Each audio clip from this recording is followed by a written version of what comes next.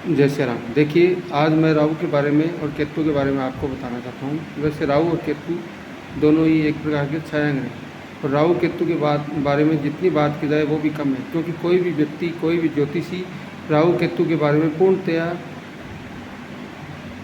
विवेचना नहीं कर पाता है, और प्रॉपर कहीं ना कहीं गलतियाँ हो जाती हैं, क्योंकि राहु और केतु दोनों ही एक प्रकार के छाया ग्रह हैं। और राहु और केतु है वो जैसे समुद्र मंथन हुआ था तो अमृत निकला था, तो वो लेने के लिए राक्षस है वो वहाँ पर चले गए, तो विष्णु जी ने उनका संहार किया। तो सिर है वो तो राहु बन गया, और धड़ है वो केतु बन गया। तो ये मान के चलो, राहु के पास सोच है और कान है, सब कुछ है, तो वो इम्प्लीमेंट नहीं कर पाता है, मतलब हाथ नहीं है, और केतु के पास हाथ है। तो ये मान के चलो, चंद्रमा के दो पोल होते हैं, दोनों पोल को, एक पोल को राहु बोलते हैं और एक पोल को केतु बोलते हैं।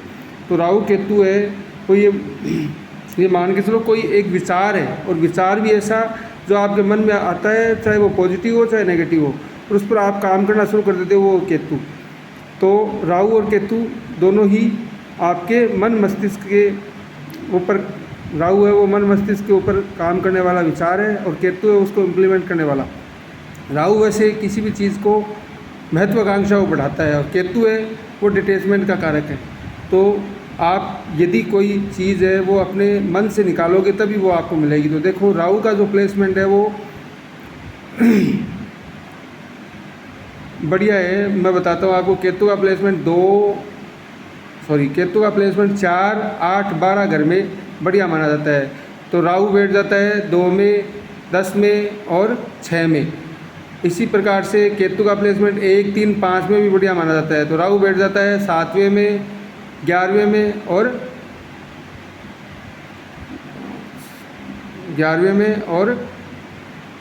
3, 5 और भाग्य में। तो ये प्लेसमेंट बढ़िया है। तो मोक्ष के लिए कारक ग्रह है 4, 8 और 12, ये मोक्ष त्रिकोण है।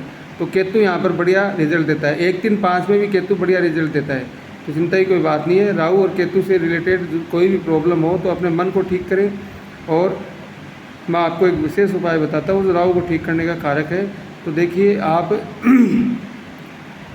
ये मान के चलो कि अगर राहु से परेशान हो तो आप बुधवार और शनिवार को सूर्योदय से पहले और सूर्यास्त के बाद में पानी को नीला करके फ्लैश करें, जिससे आपका राहु ठीक होगा। जय श्री राम।